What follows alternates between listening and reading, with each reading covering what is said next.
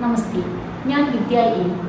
ഈ വരുന്ന തദ്ദേശ സ്വയംഭരണ തിരഞ്ഞെടുപ്പിൽ ചിറ്റൂർ തത്തമംഗലം മുനിസിപ്പാലിറ്റിയിലെ 29-ാം വാർഡിൽ ഭാരതീയ ജനതാ പാർട്ടിയുടെ സ്ഥാനാർത്ഥിയായി മത്സരിക്കുന്ന വിവരം വിനയ പുരസ്കാരം അറിയിച്ചുകൊള്ളട്ടെ.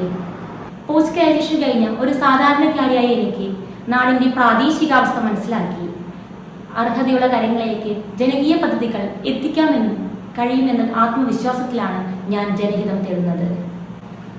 വലിയ വലിയ പാഴ് വാഗ്ദാനങ്ങളല്ല, പകരം കേന്ദ്ര സംസ്ഥാന സർക്കാരിൻ്റെ എല്ലാ ജനകീയ പദ്ധതികളും അഴിമതികൾ കൂടാതെ, മതവിവേചനമില്ലാതെ, രാഷ്ട്രീയ വിവേചനമില്ലാതെ അർഹതയുള്ള കാര്യങ്ങളിൽ എത്തിച്ചേരുമെന്ന ഉറപ്പ് ഞാൻ നൽകുന്നു. നിങ്ങളുടെ പരാതികൾ കേൾക്കുവാനും പരിഹരിക്കുവാനും എന്നും വിളിപ്പുറത്തുണ്ടാകും. ഒരു നേതാവായിട്ടല്ല, നിങ്ങളുടെ കുടുംബത്തിലെ ഒരു അംഗത്തെ പോലെ. നമ്മുടെ വാർഡിന് വേണ്ട അടിസ്ഥാന സൗകര്യങ്ങളായ റോഡ്, അഴുക്കുചാൽ, ലൈറ്റുകൾ, പൊതു ശൗചാലയം, അങ്ങനെയുള്ള എല്ലാ കാര്യങ്ങളും എന്നെക്കൊണ്ടാവുന്ന വിധം ഞാൻ പരിഹരിക്കുമെന്ന് ഉറപ്പു നൽകുന്നു.